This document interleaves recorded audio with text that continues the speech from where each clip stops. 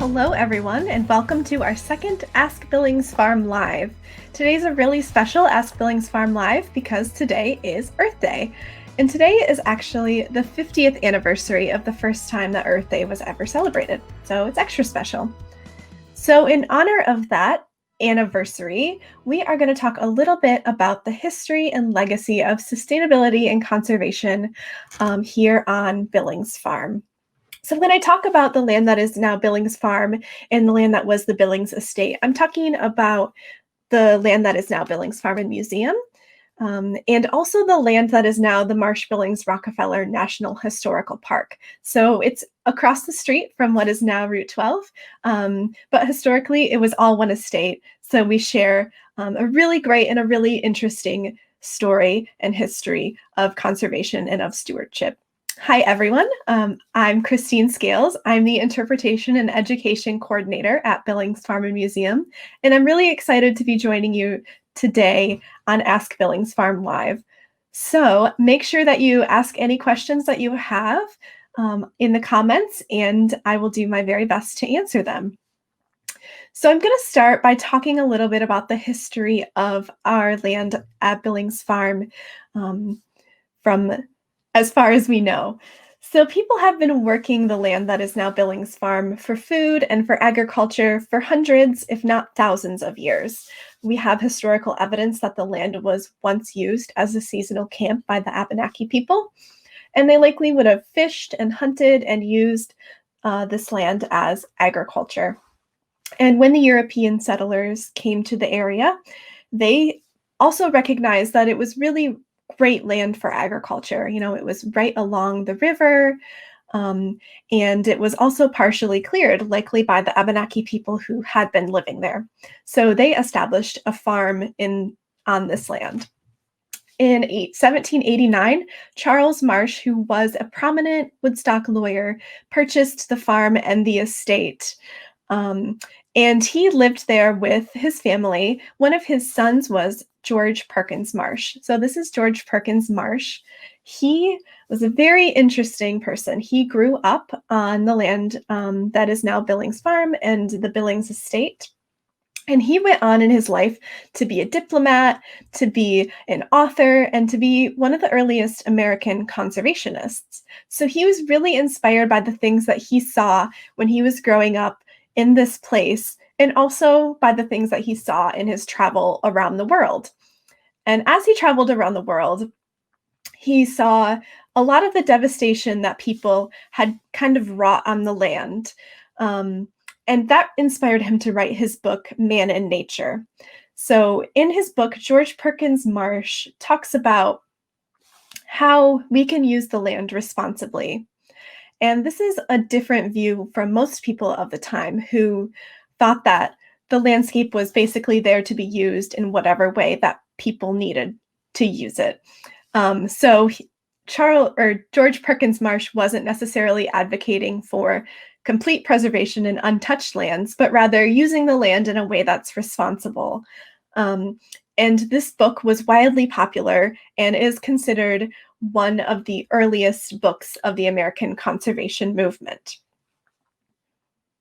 So in 1869, Frederick Billings purchased the land, the farm and the estate from the Marsh family, thus beginning what is now Billings Farm. Frederick Billings has a great story. He actually grew up in Woodstock. He grew up rather poor, and then he moved west to California, where he made his fortune. But he always considered himself a Vermonter. And after he made his fortune, he kind of returned to Woodstock and purchased this land that he had seen, growing up. It was kind of an iconic farm. And the land in 1800 looked a lot different from what it looks like today. So this is an image of Woodstock in the 1880s or 1800s, excuse me. And you can see that the land is much less forested than it is today. So the sheep industry was huge in Vermont at this time.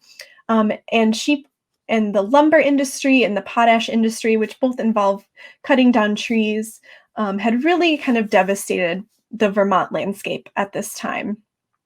Sheep are very hard on the land. The way that they graze um, leads to increased erosion. So without kind of that those roots in the ground and with fewer trees around, the erosion was pretty rampant at this time. Um, so actually, a pretty interesting statistic is that Vermont was at this time about 80% deforested, which today Vermont is about 80% forested. So it really would have looked incredibly different from how it looks today. So Frederick Billings purchased this farm, and he was inspired by George Perkins Marsh's writings and philosophies. He wanted to make a template for farming, for timber harvest, and for recreation without ruining the land. So this is a picture from the 1880s of the farm and the estate, and you can see Frederick Billings's efforts to reforest the land. So you can see some tiny little trees that are just starting to grow. And Frederick Billings was really interested in reforesting the land, both with some native species and also some European species like the Norway spruce. And if you visit the national park today, you can still see some of the trees that were planted during this time. Billings also hired his farm manager, George Aiken, who really led the efforts in practicing scientific farming and forestry. And these findings would be presented to people at, what's the word I'm looking for, on panels and things like that, and also published in different articles and journals around, so that people could really learn from what they were doing here and hopefully put that into practice around the state and around the country. So farmers and people interested in forestry could also travel to the farm and to the estate and see what was happening and talk with the farm manager. Really, this place was intended as a resource and a model for people to learn from. And that's a big part of why Billings Farm is a dairy farm. So Frederick Billings saw the devastation that the sheep trade had had on the Vermont landscape. And he thought that dairy might be better suited and might be a little bit easier on the land. So in addition to Frederick Billings, his daughters, Frederick Billings had 3 daughters, were also very interested in the natural landscape, and they helped to run the estate after Frederick Billings' death in 1890. So all 3 of the Billings daughters took botany courses in college. Laura Billings also took some forestry classes, and she was really instrumental in helping to manage the estate and the farm after her father's death.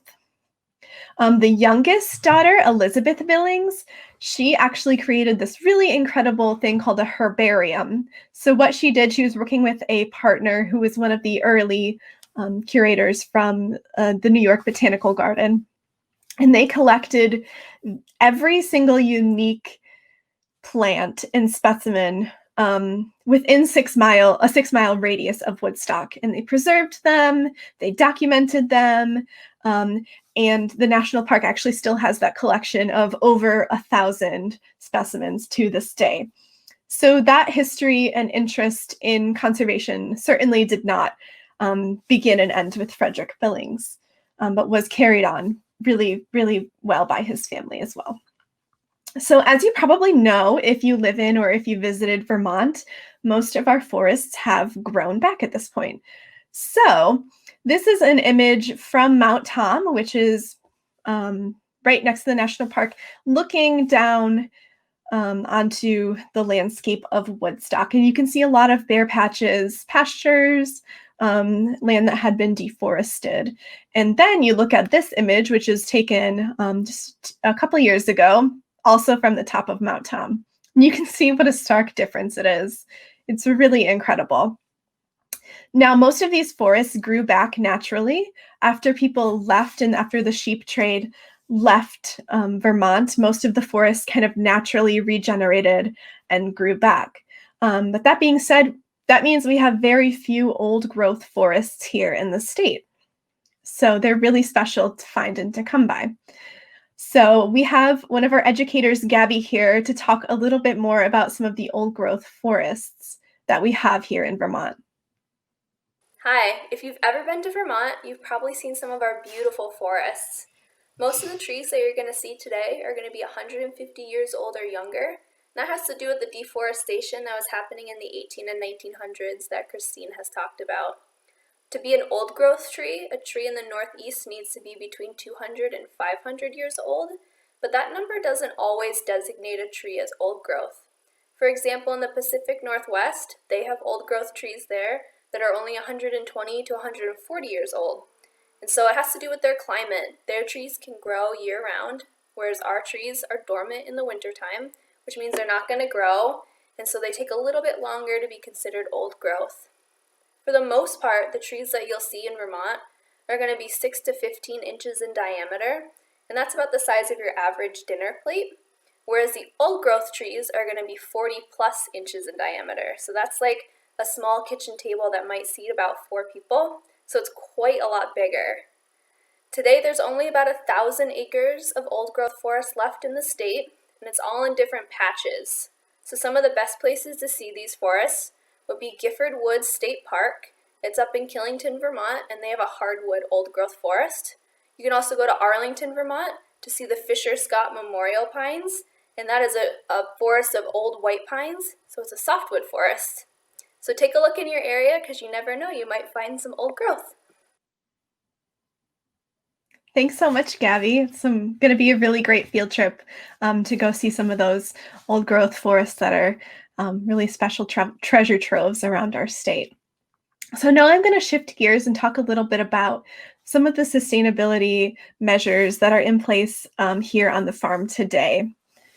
So I just want to remind anyone that if you have any questions, make sure you leave them in the comments and I'll be more than happy to answer them. And moving on to today, Billings Farm and Museum and the Marsh Billings Rockefeller National Historical Park are still working landscapes and responsibly managed ones at that. So the forest in the national park is one of the oldest professionally managed forests in the country. And Billings Farm and Museum is a small-scale dairy that sells a lot of its milk to local producers. So some of the sustainability practices that we have in place are, number one is that we are a small-scale dairy, which means that we basically only have as many animals as our land and as our farm can responsibly handle.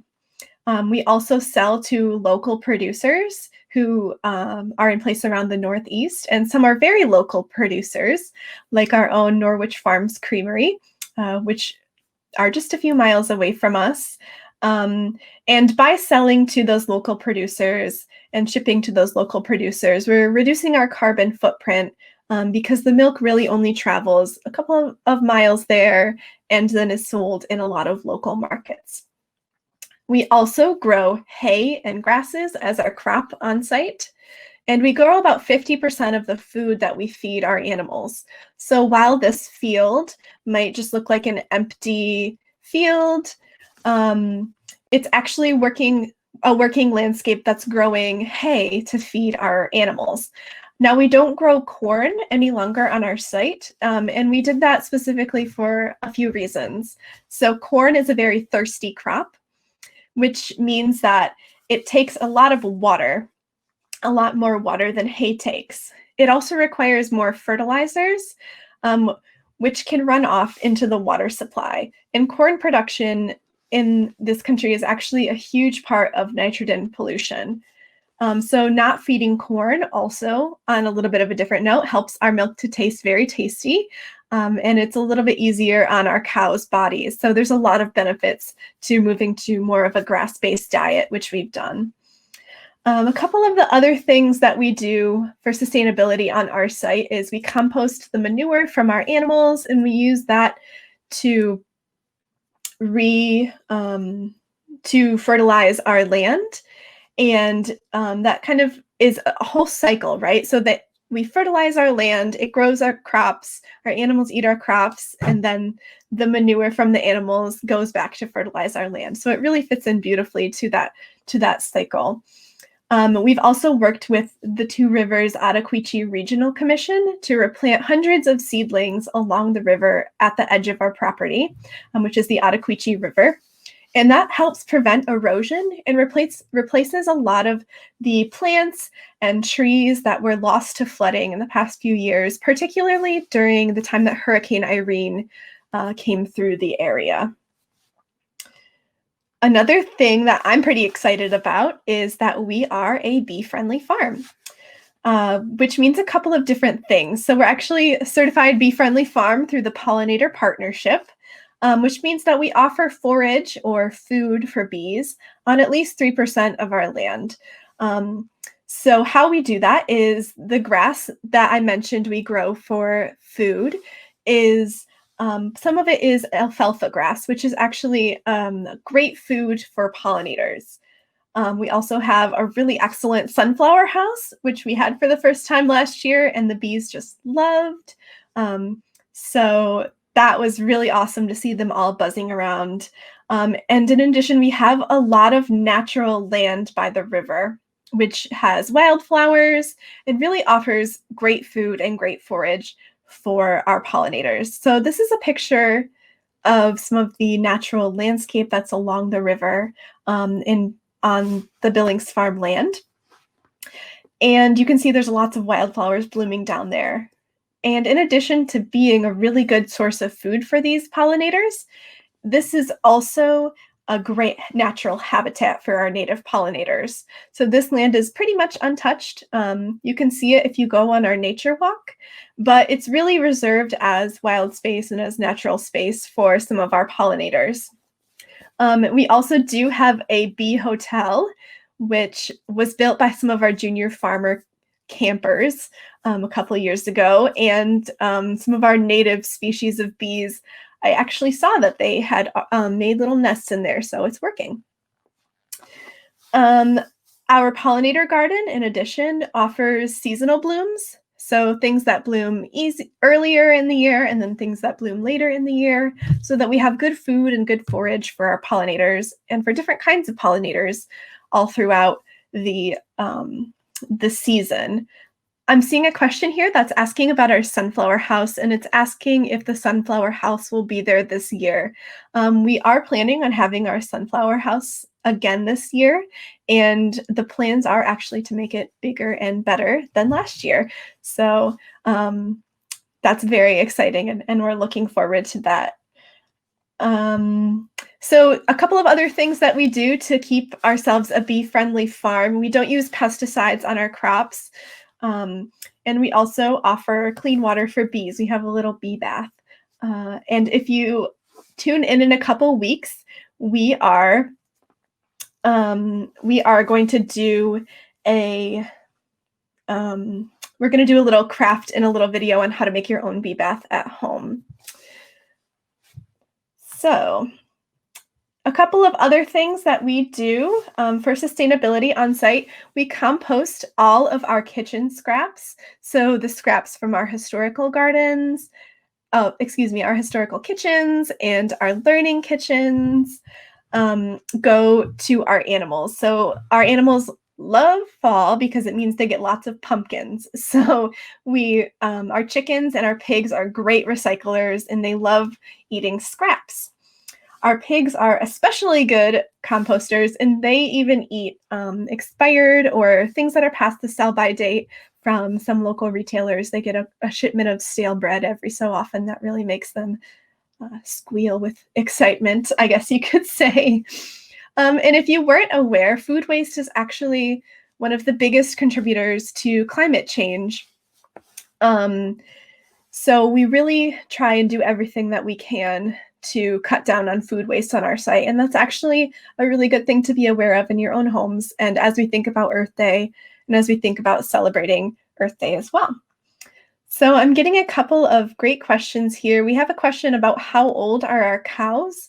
We have cows that are just born all the way up to about 13 years of age. So you have a pretty diverse herd. Our junior farmer camps, there's a question, are the camps for kids? They are for kids, but they look really fun. And I think a junior farm, or maybe not a junior farmer camp, but an adult farmer camp would also be very fun. And then we have a question of what kind of butterflies do we have? We see a lot of different native kinds of butterflies. We saw a lot of swallowtails last year. I believe is a tiger, eastern tiger swallowtail. For some reason, they were really out a lot last year. And we also saw a lot of monarch butterflies last year as well. But in addition to that, we see some cabbage whites. We see pretty much all of the native butterflies that are around here in Vermont. So we're pretty lucky in that way. So I've talked a little bit about some of the things that we do to keep the legacy of sustainability and conservation alive here on Billings Farm. And again, if you have any questions, make sure to leave them in the comments below. And again, if I don't get to answer them in this live broadcast, we will definitely hop on later and do our best to answer them then. So thanks again so much, everyone, for joining me today on our Ask Billings Farm Live. I want to encourage you to also check out the work that our friends at Marsh, Billings, Rockefeller National Historical Park are doing. They really do a great job of telling this story of conservation and of stewardship on this land and of keeping their mission alive as well. So they're great partners, and we're really happy to work with them and share a story with them. So I wanted to mention one last thing. Make sure you tune in 2 weeks for our next Ask Billings Farm Live, and that is going to be all about pollinators, which I'm really excited about because I'm a big fan of our pollinators. So join us 2 weeks from today, same place, same time, and we'll answer your questions about pollinators. So thanks again, everyone, for joining us today, and I hope you have a really happy Earth Day. And feel free to let us know how you're celebrating. Thanks, everyone.